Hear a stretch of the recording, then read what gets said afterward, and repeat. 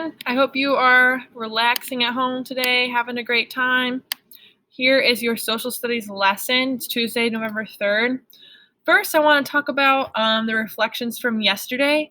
We learned about the Electoral College, and I don't know about your classrooms, but mine went really well, and we had a really great conversation. So I'm looking over your reflections right now, and I just want to pinpoint a few great responses that I loved. So first, in Jablonski's crew, Mercedes responded that Vincent had a really good question that was informative to the whole class. And he asked, if people are 18, can they still vote if they don't have a driver's license? And the answer is yes. You need to be identified, so you give your social security number, something like that, but you do not need your driver's license to vote at 18. You just need to be registered to vote. Okay, so that was a really good question. So thank you, Jablonski crew. From Kuzma's crew, I thought this was a good question. Drew Duff asked, what if each person gets the same number of electoral votes? And I honestly do not know, and I don't know if that's possible. I think that it would take a really long time to do the math to figure out if there is any combination of numbers where both parties could get 269 electoral votes. That's a good question, and it's never happened before, but I don't know if it's impossible.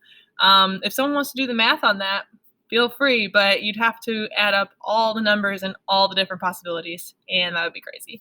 But that is a good question. A lot of people in Kuzma's crew wrote that in their reflection. So thank you, Drew. So for our online students at home, I felt like this was a good question. Holland Emick, I hope I'm saying your name right. She asked, why is there a 16 on Michigan? Are there 16 electoral votes? Yes, there is. And why does Wyoming have 3 electoral votes then? Well, because they have a smaller population. And then she asked, why does the state have to take the majority? Why can't they count the votes and contribute that? Okay, so if they did that, if they just pooled all the votes from the entire nation together, then what would happen is the cities would determine essentially who is our president every year, because people tend to vote very similarly to where they live. So in other words, you kind of vote similar to other people around you depending on where you live in the nation. So because there's a ton of people that live in the cities, tons of people that live in the cities, those people would determine who is president based on their needs, right? And based on what they want as they live in the city. Well, you guys know that living in the city is way different than living out in, the country where there's not very much around as far as buildings and businesses, stuff like that. There's more farmlands, there's more farmers. There's all sorts of different types of places in the United States. Super diverse. So the reason this is a good system is because the president is supposed to be a president for all different types of people, not just people that live in cities. So in order for this to be fair for the small states or the states without large populations, we need to create this system so that the people that live out in the rural areas of our nation, which is actually a huge, huge chunk of the United States, they still get represented, because the president and our entire government is going to be making decisions that will affect them where they live. And it can't just be decisions that benefit people that just live in the cities, okay? Because that just happens to be where the most people live and reside. So I don't know if that really helped answer your question, but it's a fair way to make sure everyone is represented equally so that the president and people in our government have to treat everyone equally and tend to everyone's needs in a fair way, okay?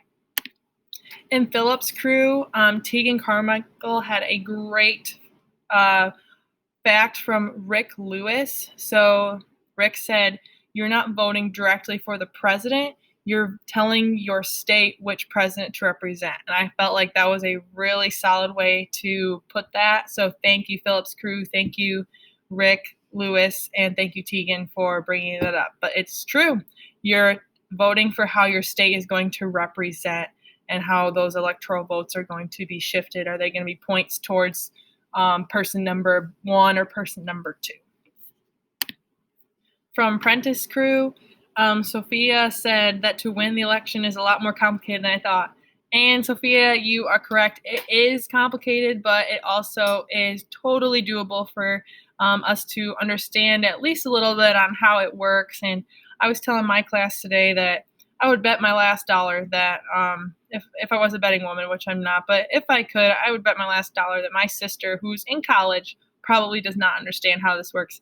So it's really common for people not to understand, and that's why feel free to go home and tell your family members or parents or sisters and brothers what you learned today, and maybe you can kind of explain it a little bit. It's still complicated. I agree, Sophia, but appreciate your honesty. And Connor, on the other hand, and Miss Prentice Cruz said he didn't learn anything because he's been studying electoral college for 2 years, and yes, he's crazy.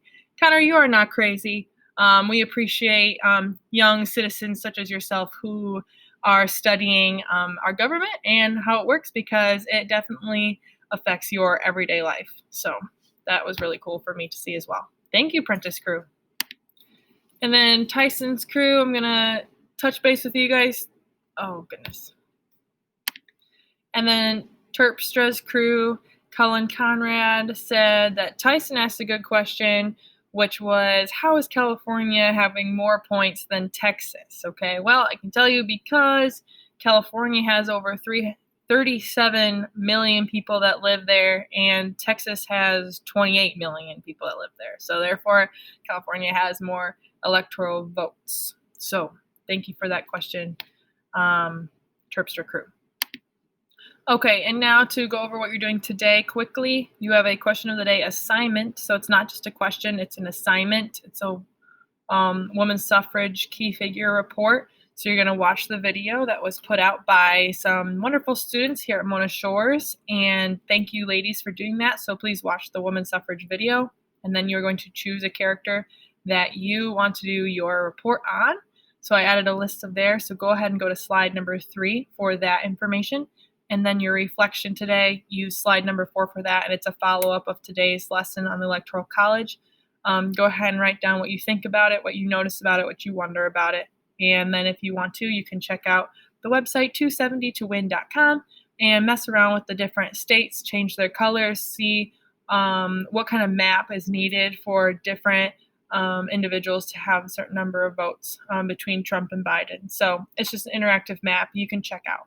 All right, so 2 things today, your women's suffrage assignment and your reflection. Thank you very much, and have a great Tuesday, and we will see you tomorrow.